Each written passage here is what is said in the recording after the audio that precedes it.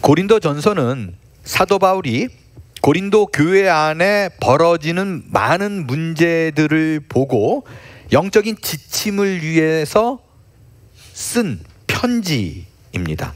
당시 고린도 교회는 영적인 지도자가 없는 상태였었어요. 분파가 나눠져 있었고 헬레니즘의 영향으로 이원론이 지배하고 있었으며, 이로 인해서 그 영지주의, 부도덕한 것을 마땅하게 여기는 사람들이 가득 차 있었어요. 그러다 보니 신학적인 문제도 많이 대두되어 있는 상태였습니다.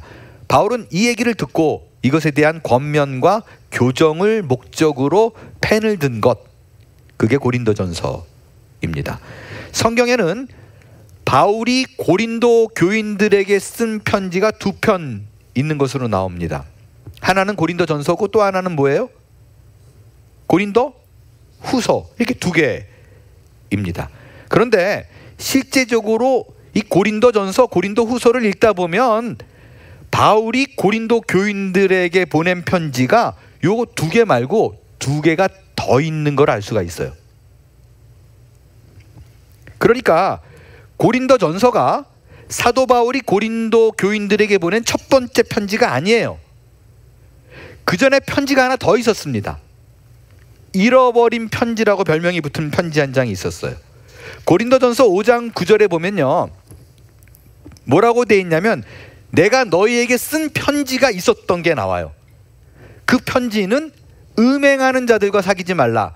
그러니까 그때도 음행에 대해서 다룬 편지가 먼저 있었어요. 근데 이 편지를 잃어버렸어요. 그 후에 쓴 두 번째 편지가 고린도전서예요. 그러니까 그리고 나서 그 다음에 세 번째 편지를 씁니다. 근데 그 편지도 잃어버렸어요. 그 편지의 별명이 뭐냐면 눈물로 쓴 편지입니다. 이 언급은 고린도 후서에 나와요. 2장 4절에 보면 내가 마음에 큰 눌림과 걱정이 있어 많은 눈물로 너에게 썼노니, 그러니까 고린도전서와 고린도 후서 사이에 눈물의 편지가 있었어요. 가수 김세화 씨의 눈물로 쓴 편지는 읽을 수가 없어요. 눈물은 보이지 않으니까요. 읽을 수가 없어요. 바울의 그 눈물의 편지도 읽을 수가 없어요. 왜냐하면 잃어버렸어요. 그 다음에 마지막에 쓴 편지가 고린도 후서예요. 고린도 교인들이 결국에는 회개했다는 소식을 듣고 바울이 위로와 또 변증의 내용으로 쓴 편지가 마지막 서신 고린도 후서입니다. 그런데 오늘 본문에 보니까 바울이 이 네 번의 편지를 고린도 교인들에게 보내는 그 사이에 고린도 교인들도 바울에게 보낸 편지가 있는 것을 알게 돼요. 1절에 보니까 너희가 쓴 문제에 대하여 말하면 이라고 돼 있죠. 그러니까 바울이 첫 번째 편지 음행에 대해서 어쩌고 저쩌고 보내니까 고린도 교인들이 그걸 받아보고 오, 그렇구나, 바울이 이렇게 정확하게 문제를 해결해 주는구나 라고 알게 됐어요. 당시에 목회자가 없는 상태였기 때문에 고린도 교회는 말씀드렸듯이 막 분파로 싸웠잖아요. 그러니까 여러분, 분파로 막 싸우다 보면 감정 대립이 들어가잖아요. 그럼 어떤 일이 벌어져요? 저 말이 옳은 줄 알아도 자꾸 반대를 해요. 근데 바울이 보낸 첫 번째 편지 보니까 바울이 명확하게 정리를 해주거든요. 그래서 고린도 교인들이 우리가 갖고 있는 문제들이 이런 게 있어요, 이런 게 있어요, 이런 게 있어요, 이거 어떡할까요? 라고 바울에게 편지를 보내요. 그거에 대한 답장이 고린도전서예요. 이 편지 속에서 그들이 갖고 있는 신학적 문제들을 바울이 해결합니다. 그러니까 편지를 받은 순서를 보면요, 처음에 잃어버린 편지, 음행에 대한 내용이 있어요. 그 편지를 받아보고 바울님, 그러면 이런 건 어떻게 해결해야 되는데요? 그리고 보낸 편지가 있어요. 그거에 대한 답장이 고린도전서고, 그 사이에 안타까운 마음으로 눈물로 쓴 편지가 하나 더 있었고, 마지막에 고린도후서. 이렇게 서로 주고받은 게 5통 정도가 있다라고 생각이 됩니다. 그래서 오늘 7장을 보게 되면요, 그들이 어떤 내용을 질문했는가 그 7장의 내용을 읽으니까 알 수가 있어요. 여러분 지금 보듯이 1장에서 6장까지 내용은 바울이 교회에 대해서 어려움이 있는, 그러니까 교회 안에서의 싸움, 이 얘기를 듣고 이 문제를 정리하는 내용이었었어요. 그러니까 분파, 음행, 재판. 근데 이제는 7장부터는요, 그들이 질문한 내용들, 신자의 삶에서 이건 어떻게 해야 돼요? 고민하고 갈등하는 거를 쫙 정리해 줬어요. 그러니까 7장 시작에는요, 결혼, 이혼, 독신, 이걸 시작으로 우상의 제물, 성찬식 질서, 성령의 은사, 부활, 심지어 연보, 헌금 문제까지, 오늘날 우리의 교회가 겪을 수 있는 모든 문제를 그들이 갖고 있었고, 이거에 대한 해답을 요구했던 것에 대한 답을 쓴 게 고린도전서입니다. 그래서 이 7장 이후에는요, 전부 그 얘기예요. 너희가 이렇게 생각한 거 그거 아니야, 이거야. 그 7장 첫 시작이 뭐냐면, 결혼하지 아직 않은 사람들, 미혼자들 어떻게 해야 돼요? 결혼해야 돼요? 말아야 돼요? 그 질문에 바울이 답을 합니다. 처녀에 대하여는, 결혼하지 않은 사람에 대하여는, 그러고 답을 해요. 8장 우상의 재물에 대해서는 너희가 질문했었지, 이거. 12장 신령한 것에 대해서는, 16장 연보에 관해서는, 그러니까 헌금에 관해서는, 이런 식으로 그들이 갖고 있는 문제 제기에 대한 답변, 이 7장부터 마지막까지 쭉 이어져요. 여러분, 이런 문제에 대해서는요, 다른 거는요, 뭐 신령한 것에 대해서는, 연보에 관해서는, 이런 거는요 들으면 그냥 이해가 돼요. 그리고 충돌이 없어요. 아하, 이렇게 하면 되는구나. 근데 이 7장에 나와 있는 결혼에 대한 부분은요, 당시 고린도 교회 안에 있었던 시대의 상황과 바울의 개인적인 백그라운드, 배경을 놓치고 읽으면 전혀 다른 결론으로 내리게 됩니다. 그러니까 이게 오해를 하기 쉬워요. 어떤 부분이에요? 바울이 말하는 결혼과 독신에 대한 부분이에요.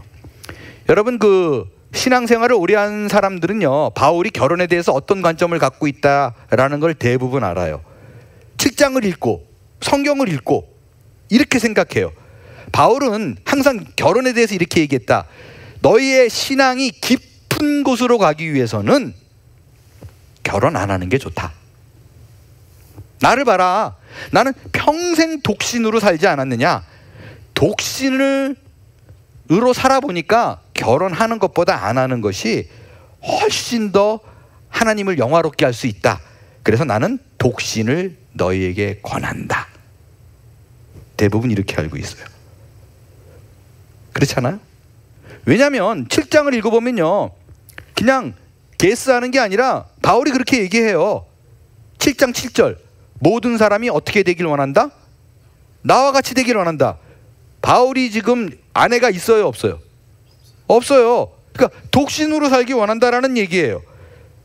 8절, 내가 결혼하지 아니한 자들, 이게 호라비가 될 수도 있고 미혼자도 될 수 있어요. 과부들, 돌싱들, 결혼하고 혼자 된 사람들, 이 사람들에게 얘기하는데, 결혼하지 않았어? 돌싱이야? 그러면 그냥 결혼하지 마. 혼자 살아. 나와 같이 지내는 것이 좋으니라. 26절, 내 생각에는 그냥 사람이 독신으로 지내는 게 훨씬 나아.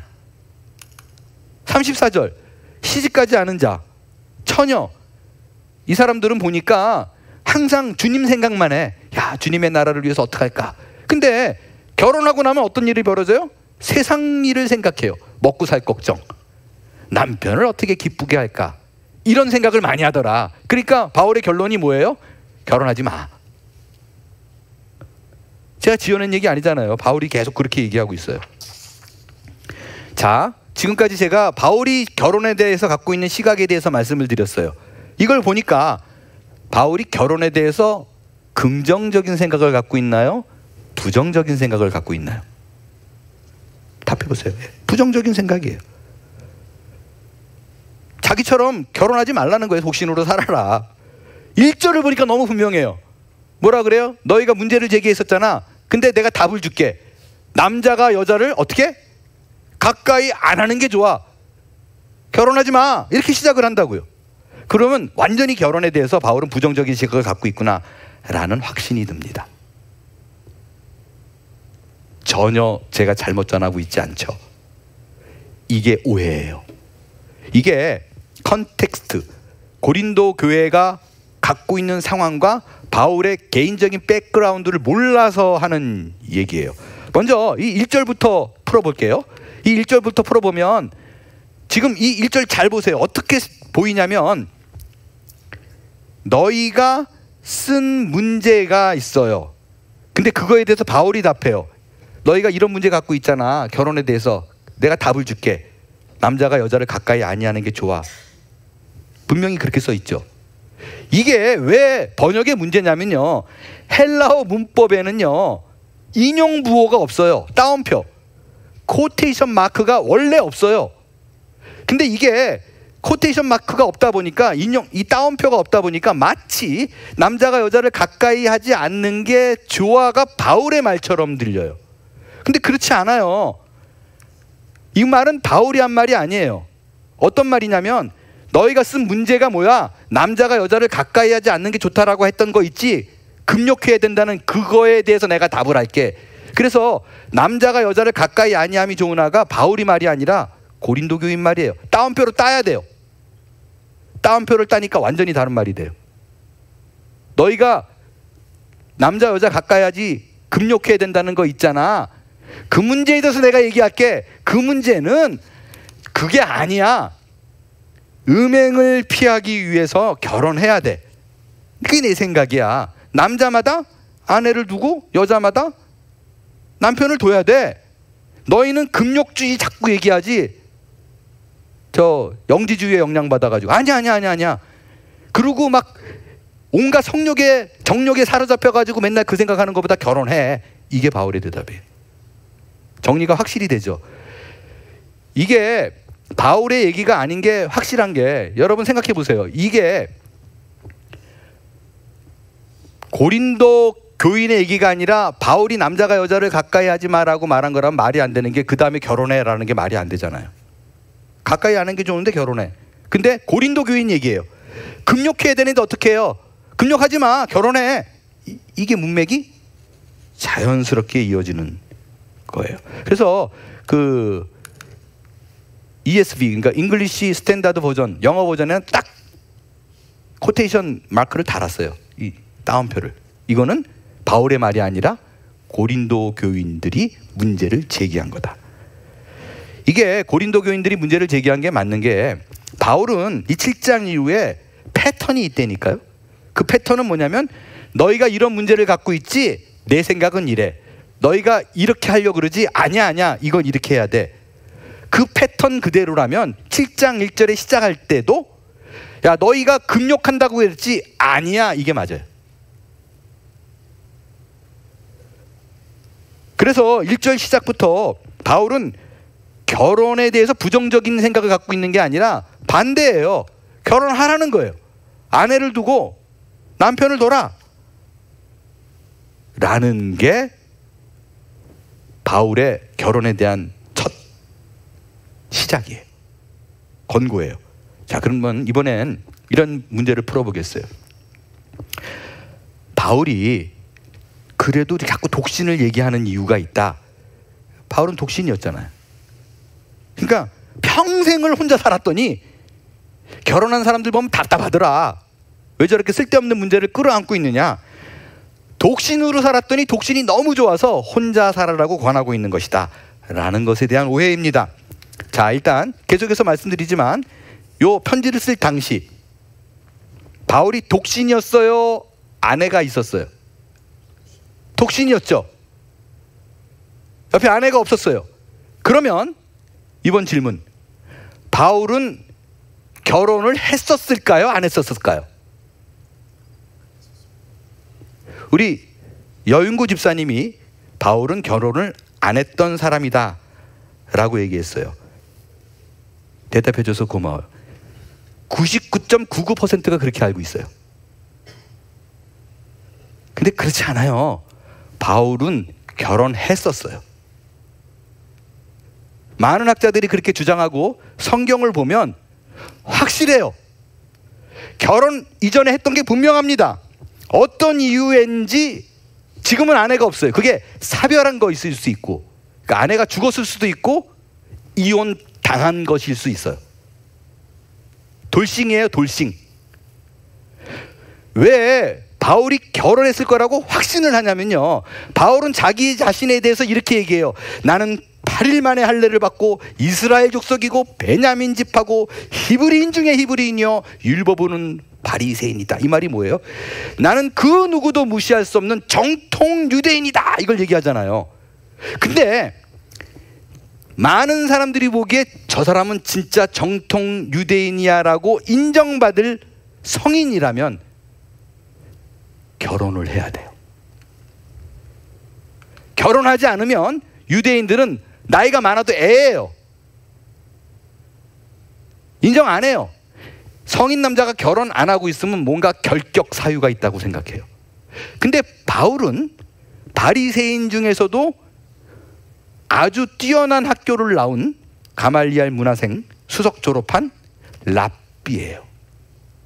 랍비는 누군가를 가르치는 것을 직업 삼아요. 유대인들은 누가 나를 가리키려면 결혼한 사람이어야 돼요. 결혼하지 않으면 애인데 애가 나를 가리켜 용납 못해요. 바울은 가르쳤어요.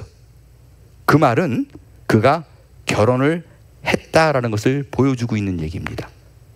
바울이 감독, 그러니까 말하자면 목사이죠. 그러니까 디모데에게 목사가 될 수 있는 조건을 얘기하는데 자기가 제정한 법이에요. 그 권고예요. 그 권고에 뭐가 있냐면 감독은, 목사는 결혼해야 된다. 한 아내의 남편이어야만 목사가 될 수 있다라고 얘기해요. 여러분, 이게 사실 지금 한국 침례교단에는 여전히 틀에 박힌 법이 돼가지고, 이번에 또 한국 나가보니까 나이가 많은 전도사인데 아직 목사가 안 됐어요. 왜냐 그랬더니 결혼 못해서. 이런 좀 말도 안 되는 법이 한국엔 아직도 주관하고 있더라고요. 아무튼 바울이 야, 이 사람 진짜 결혼했어, 확실하게 말할 수 있다는 결정적인 증거가 있어요.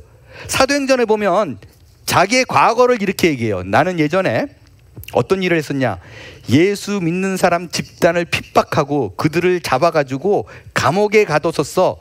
그런데 사내들인 공의의 의원으로서, 그러니까 국회의원으로서 나는 저 예수 믿는 놈들을 잡아서 감옥 가둔 일에 찬성 투표를 한 적이 있어 라고 얘기해요.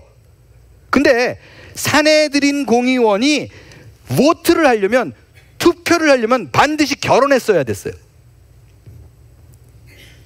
찬성 투표를 했다는 건 바울이 결혼한 사람이었다 라는 얘기입니다. 근데 바울이 왜 나중에 독신이 되었는가? 두 가지 학설이 있어요. 하나는 말씀드린 대로 아내가 죽어서 어쩔 수 없이 사별한 경우. 또 다른 설은요, 이혼당했다, 이거예요. 그게 언제일까를 추측하는 것에서 이런 게 있어요. 바울이 다메섹 도상을 가다가 예수 믿는 사람 잡아 죽이려고 가다가 거기서 예수님을 만나잖아요. 그래서 예수 믿는 사람으로 돌아서게 돼요. 근데 자기의 와이프는 유대인이라 그걸 용납 못하는 거예요. 근데 바울은 예수 믿고 나서 계속 밖으로 돌아다녀요, 혼자. 집안을 안 돌봐요. 그래서 팽당한 걸로 봐요. 쟤랑 같이 못 살겠다. 이혼당한 걸로 봐요. 이게 완전히 배제할 수 없는 가능성 중에 하나예요. 자, 그럼 이제 이렇게 아구가 딱딱 맞아 떨어져요. 바울은 결혼한 사람이에요. 근데 독신을 계속 얘기해요. 혼자 살으라고. 아하, 이거구나. 바울이 결혼해 보니까 지옥이었다. 이게 얘기가 되죠. 결혼 생활이 말이 안 되더라.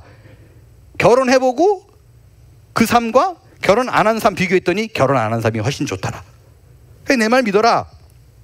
결혼하지 마라. 그래서 자꾸 반대하는 거예요. 결혼하려고 그러면. 이렇게 생각할 수 있잖아요. 말 되죠? 이게 오해예요. 먼저 바울의 결혼관은요, 바울은 결혼에 대해서 얘기할 때마다 항상 소중하고 귀하게 여기고 있어요. 심지어 디모데에게 뭐라고 얘기하냐면요, 누가 너보고 결혼하지 말라 그러는 사람이 있어. 그건 이단이야. 말도 안 되는 얘기야. 결혼을 금하는 사람들은 미혹하는 영과 귀신들이 하는 얘기야. 이렇게 극단적으로 바울은 결혼에 대해서 긍정적인 완전한 시각을 갖고 있어요. 그리고 바울이 결혼에 대해서 굉장히 좋은 그 시각을 갖고 있다라는 것을 알 수 있는 책이 있어요. 그가 결혼에 대해서 이렇게 생각해라고 쓴 책이 있어요. 어떤 책이에요? 에베소서. 에베소서를 보면 결혼은 예수 그리스도를 신랑으로 두고 신부를 교회로 둬서 이 둘이 결혼하는 것을 우리 현재 남편과 아내가 만나서 결혼하는 것과 동일하게 얘기해요. 그래서 예수님이 교회를 사랑하듯이 남편도 아내를 사랑하라. 이걸 같이 봐요. 그래서 결혼이 단순한 제도가 아니라 이 결혼을 통해서 하나님 나라를 볼 수 있는 것이다. 결혼이 얼마나 귀한지 아냐? 그것은 하나님 나라의 그림자다. 그게 바울의 결혼 관점이었었어요. 근데 왜 바울은 유독 고린도 교인들에게 혼자 살아라, 굳이 결혼할 거 뭐 있냐, 결혼했다면 어쩔 수 없이 그냥 살지만 안 했어? 하지마 하지마. 왜 이러고 얘기하는 걸까? 왜 모든 사람에게 나와 같게 되기를 원하노라 라고 얘기하는 걸까? 이건요, 당시 고린도 교회가 놓인 시대적 배경을 이해하면 확실하게 알 수가 있습니다. 정리가 돼요. 여러분, 당시에 교회 분위기가 어땠냐면요, 예수님이 곧 올 거로 생각했어요. 재림이 곧 임할 거로 생각했어요. 그래서 데살로니가서 이렇게 다 보면 재림에 대해서 계속 얘기하잖아요. 특별히 바울은 이 고린도 전서를 쓰면서도 계속 그 얘기를 해요. 곧 온다는 거예요. 그때가 단축해졌다. 곧 온다.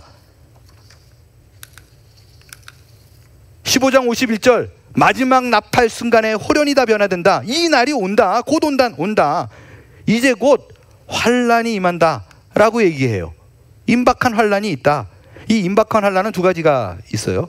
예수님이 재림이 올 때 난리 나는 그 상황일 수도 있고요, 이때가 이제 주전 55년인데 조금 있으면 로마에서의 크리스찬 박해가 본격적으로 이루어져요. 그러니까 바울의 입장에는 이거예요. 예수님도 곧 오실 거고 이제 엄청난 환란이 임해가지고 로마가 너희들을 박해할 텐데 니네 가정 어떡하려고? 지금 결혼하면 그때 그거 파탄나. 그러니까 굳이 지금 결혼하지 마. 예수님 곧 와. 이런 의미예요. 굳이 거기에 에너지를 쏟지 말고 좀만 기다리면 주님 오니까 우리 거기에 집중하자. 그래서 결혼 안 했어? 했으면 어쩔 수 없지만 안 했으면 좀만 기다려. 하지마. 이 얘기라고요. 이걸 반대로 말하면 뭐냐면요, 결혼은 네가 갖고 있는 모든 에너지를 다 쏟아야 돼. 근데 지금 그게 안 되면 가정이 망가질 수 있으니까 하지마. 그냥 주님께 에너지를 쏟자. 그만큼 결혼이 에너지를 다 쏟아야 될 만큼 소중하다는 얘기하고 있는 거예요. 근데 이 말을 하면서도요, 결혼하지마 하니까 뭐가 걸려요? 이 사람들이 금욕주의, 그 이율론에 사로잡혀가지고 그래 이제는 성관계하지 말고 결혼하지 말고 지내야 돼, 이게 걸리잖아요. 그래서 바울이 뭐라 그러냐면, 금욕주의가 아니야. 내가 말하는 건 주를 위해서 기다리라는 거지, 도저히 내가 정욕이 너무 넘쳐가지고 참을 수 없어? 결혼해. 음행을 피하기 위해서 자기 아내를 두고 자기 남편을 둬 라는 얘기를 덧붙이는 거예요. 혼동이 있을까 봐. 여러분, 이런 시대적 배경과 바울의 개인적인 상황을 알지 못하면 단편적으로 결혼에 대한 이미지가 7장을 읽으면 결혼하는 사람들은 주를 안위하는 사람들이고, 또 결혼을 안 하는 게 좋고, 결혼한 사람들은 죄다. 자기 정욕을 못 이겨가지고 하는 사람들. 이런 꼴밖에 안 돼요. 그래서 이런 컨텍스트, 시대적 배경을 이해하는 것이 7장을 이해하는 키입니다. 이제 이러한 내용을 근거로 바울이 교훈하는 신자의 결혼에 대해서 결론을 내릴게요. 오늘 본문 7장은 결혼, 독신, 그리고 이혼에 대해서 사도 바울이 아주 구체적으로 다루고 있습니다. 바울은 결혼생활, 부부관계에 대해서 그 누구보다도 신중하고 무게 있는 태도로 글을 쓰고 있어요. 그건 아마도 바울이 결혼 실패한 경험이 있기 때문에 이 결혼에 대해서 굉장히 조심스럽고 사려 깊은 접근을 하고 있는 거예요. 그래서 여러분 그 고린도전서 7장을 읽어보면 제가 고민 좀 했는 게 결혼, 독신, 이혼 이거 한 주씩 따로 할 수 있어요. 근데 그렇게 하지 않는 게 우리 중에 관계 없는 분이 또 있으면 지루할 수 있으니까 간단하게 요약해서 제가 묶어서 얘기할게요. 첫 번째 이 결혼입니다. 결혼은 바울은 7장에서 이렇게 정의하는 거예요. 결혼은 너희들이 생각하는 그런 금욕적인 것으로 해석하면 안 된다. 결혼을 해야 된다. 그 죄가 아니다. 장가가는 것도 죄가 아니고 시집가는 것도 죄가 아니다. 오히려 막 정력이 끌어올라 참고 있는 금욕주의보다 결혼해서 성에 대해서 자유를 누리라 라는 게 바울이 결혼에 대한 권면이에요. 두 번째 독신에 관한 권면입니다. 바울은 당시에 예수님이 곧 재림할 것으로 임할 걸로 생각하기 때문에 결혼을 하면 예수님을 기다리고 그분을 맞이하는데 에너지가 좀 덜 가지 않느냐. 그러니까 결혼에 에너지 쓸 거를 주님 맞이하는데 쓰자. 그렇게 얘기를 하고요. 또 뭐라고 덧붙이냐면요. 독신이 아무리 좋아서 주의 일을 하기 좋다라고 판단되더라도 아무나 독신하는 거 아니다. 아무나 혼자 살라고 결심하지 마라. 분명한 독신은 은사가 있다. 하나님으로부터 받은 은사가 있다. 이 하나님으로부터 받은 은사는 그 다른 게 아니에요. 그 바울이 나와 같이 되기를 원하노라. 나는 하나님께 은사를 받았다라는 게 본인의 성욕을 컨트롤할 수 있고 제어할 수 있는 거예요. 어떤 여자가 나타나도 유혹되지 않는 under my control. 이 컨트롤이 있는 사람만 그게 은사다. 그렇지 않으면 결혼해라 라는 거예요. 이번엔 이혼에 대해서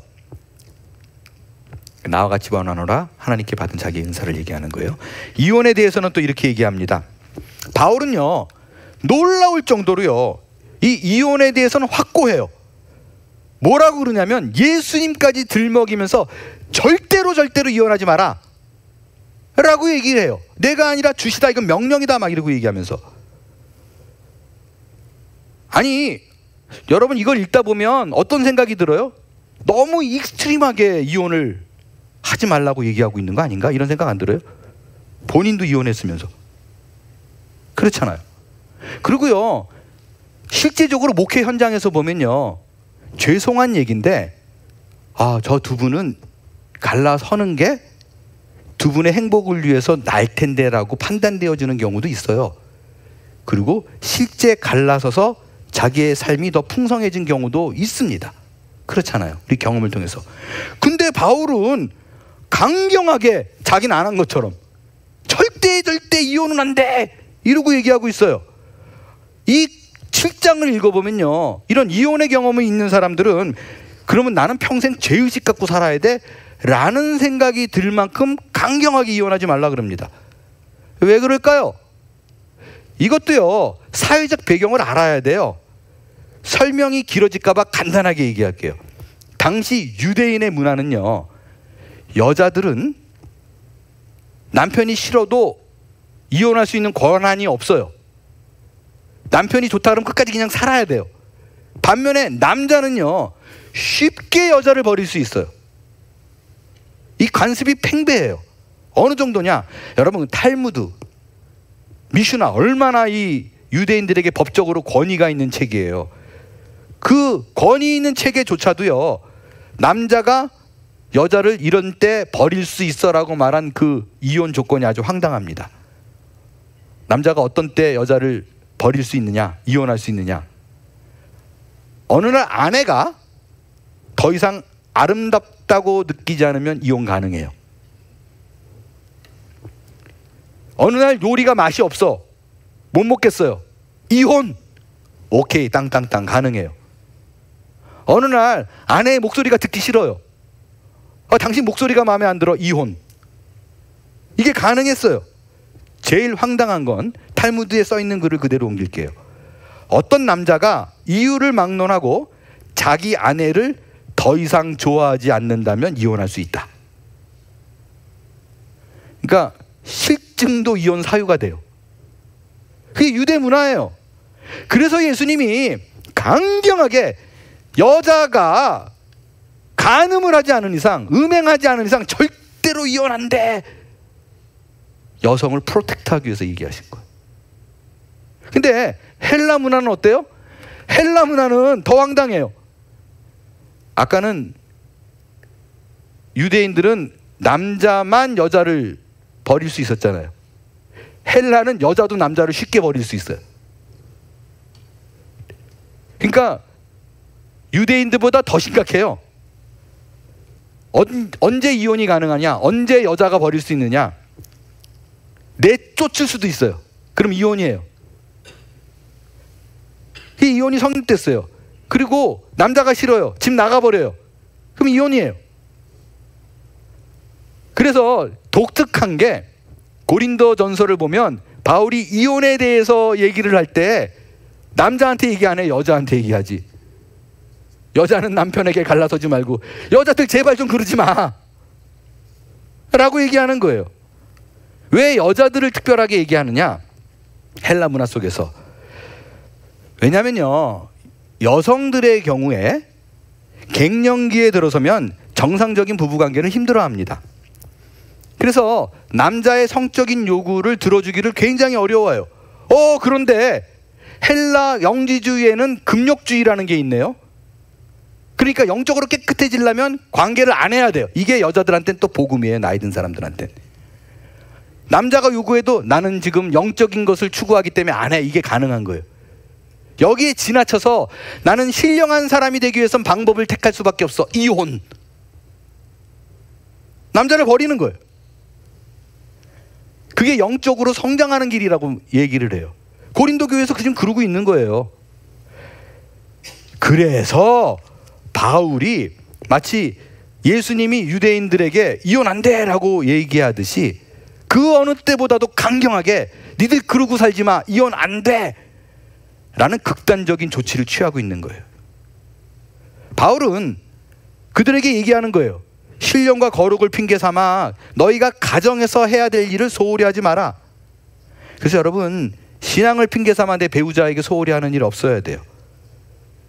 집안일, 남자고 여자고 가정일 다 제껴놓고 나는 교회에 와서 주를 예배하는 것이 하나님을 위하는 길이다. 바울이 꿈도 꾸지 마, 이 얘기예요. 성경적 가르침이 아니라는 거예요. 바울은 이혼을 강력하게 금하지만 한 가지 경우에 예외를 둡니다. 그거는 배우자가 신앙이 없는데 이혼을 요구할 때. 본인도 그래서 이혼당한 거잖아요. 신앙이 없는 여자가 이혼. 여러분, 왜 믿음 없는 자가 이혼을 요구할 때 그걸 들어주라고 하는가? 혹시나 행여 여러분 신앙이 없는 남편과 신앙이 없는 아내를 둔 분은 잘 이해할 거예요. 신앙이 없고 믿음에 대한 근본적인 방향이 다르면 세상을 보는 세계관, 가장 중요하게 여기는 가치관이 달라요. 이게 너무 힘들어요. 나는 믿음으로 살라 그러고 주께서 가리키는 방향, 그 시선을 보고 따라 그러는데 배우자는 아니야, 난 절대로 그렇게 못 살아 라고 그러면 평생을 같이 살아도 행복하지 않아요. 그래서 신자가 거절을 하지 않더라도 믿음 없는 사가 이혼을 요청해 받아들여줘라 라는 얘기입니다. 용납하는 거예요. 말씀을 정리하겠어요. 여러분, 우리의 인생이 쉽지 않잖아요. 시간이 지나고 연륜이 쌓이면 이제는 괜찮아질 거라고 생각하는데 그 시간이 겹으로 되어 나를 더 짓눌러요. 특별히 결혼 생활, 가정의 무게는 결코 벗어날 수 없는 책임이요 눌림입니다. 그래서 바울이 고린도전서 7장을 통하여 우리의 결혼 생활, 독신, 이혼, 즉 내가 누구와 같이 사느냐, 내가 지금 현재 이 삶을 어떻게 해야 되느냐라는 고민이 있다면 정답을 딱 하나로 얘기합니다. 너희의 부르심을 확인하라 라는 거예요. 하나님께서 너를 어떻게 부르고 있느냐, 어느 방향으로 걷고 있느냐, 그 시선, 그분의 손가락을 봐라. 그 부르심이 결국 신자를 향해 무엇을 향해 가는가, 네가 그 길이 과연 내가 부름에 걸어가는 길의 최선인가를 살피라 라는 얘기입니다. 결혼이든 독신이든 심지어 내게 주어진 길이 이혼일지라도 그것이 내 감정과 내 흔들리는 연약함 때문에 결정이 아니라 하나님께서 과연 이 일을 통해서 나를 어디로 부르고 계신가에 깊이 숙고할 때 우리의 인생이 하나님의 부름에 합당한 인생으로 걷게 될 줄로 믿습니다. 일어나 찬양하겠어요.